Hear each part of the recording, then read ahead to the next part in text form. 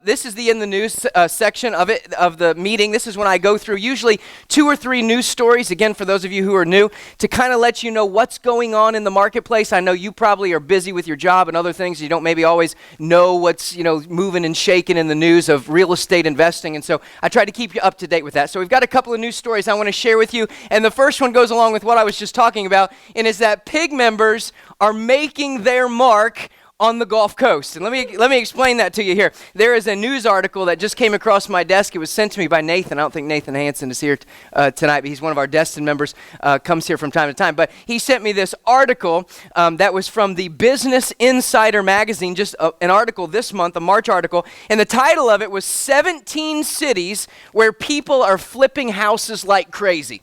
And wouldn't you know that the only 2 cities where we currently have a pig group are 2 of the 17 cities nationwide. I think that's absolutely incredible. Both pig locations are on the list. Number 14, Fort Walton Beach in Destin. They had a 28% year-over-year increase from 2014 to 2015 in the number of homes that were flipped. Number 11, Pensacola.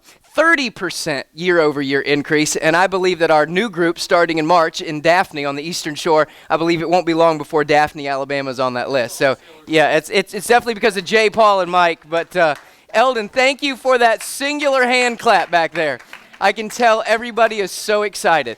Okay, number 2, home prices. So you guys know, to keep you up to date on appreciation, home prices jumped 6.3% year over year. The latest data is from December of 2015, but actually every single month of 2015, when looked at year over year, there was about a 5 to 6% increase appreciation in real estate. So all that's good news.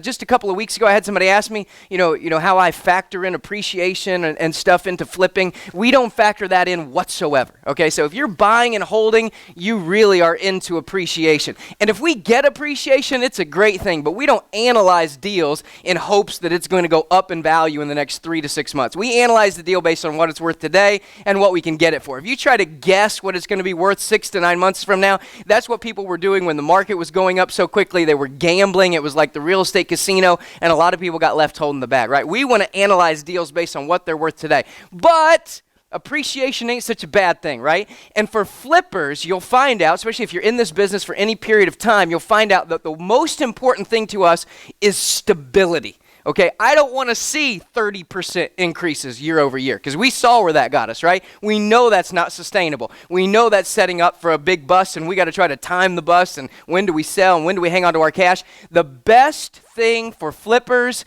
for consistent real estate investors, is just stability. So that normal, annual appreciation of 3, 4, 5, 6% is really right where we want to be, and that's where we are right now. So that's great news. It's the great steady stuff we want to see. And the third thing, I came across this article and I thought it was very intriguing, very interesting, and certainly apropos to those of us, we're talking about rehab tonight. For those of us who are rehabbers, especially on the Gulf Coast, this is something that you really would want to look at and analyze, because it should impact the type of houses you buy, the type of houses you rehab, and of course the type of houses you build. We have a few people in here that are actually building new houses, buying land, and doing pre-construction type stuff. The National Association of Home Builders, is Herb here today? Herb Mitchell? Herb, isn't your son, is he still involved with the NAHB? Your nephew? Yeah, okay. He was the president or something? The local chapter. The NAHB, the National Association of Home Builders, did a study just recently, and they found out what baby boomers are looking for in a home. And you guys know, of course, we hear about millennials and Gen Xers and all that stuff, but one of the largest groups that are buying houses are baby boomers. And where are they, many of them, buying houses? Right here on the Gulf Coast, right? Of course, they're going to South Florida, but many of them also coming to the coast, Destin, etc., because they're retiring from northern cities. If they don't have that, Long Island money where they bought their house for $80,000 and now it's worth $1.3 million. If they live like on the outskirts of New York, where maybe their house is only worth $300,000 or $400,000, they don't have that big budget to go to South Florida. Many of them are coming to the Gulf Coast, right? So we have a lot of growth in Florida and, of course, over into Alabama, Orange Beach area, and a lot of growth around the Gulf Coast. And so it's important to know if we're rehabbing houses, especially where some older buyers might want to be, which I just sold one in Centerbrook in a neighborhood that has a ton of elderly, older cash type buyers, retiree type buyers.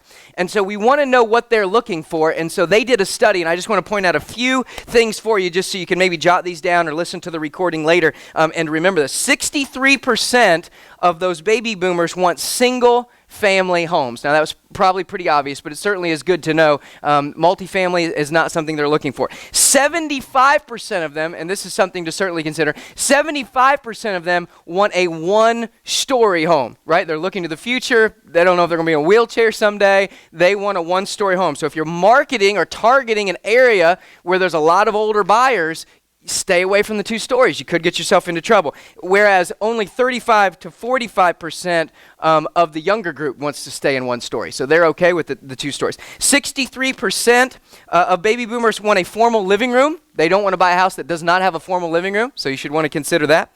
93% of all baby boomers want to be either in the suburbs or a rural setting. They do not want to be near the city center. Again, something else to consider. And lastly, only 13% of baby boomers are willing to pay extra for what we call green features, right? Now, I know that we don't hear about that as much in the last year or two, but when oil prices were getting real high, 5, 6 years ago, all we ever heard about was green, right? We thought that was kind of the new thing, and it's kind of died out a little bit. But understand the elderly, the retirees, those that are moving, they really don't give a rip. That's kind of a millennial thing. Maybe it's because they're like, hey, we're going to be gone. We don't care if the ozone later melts and we all burn up 10 years from now. I won't be here anyway. But anyway, it's something to consider.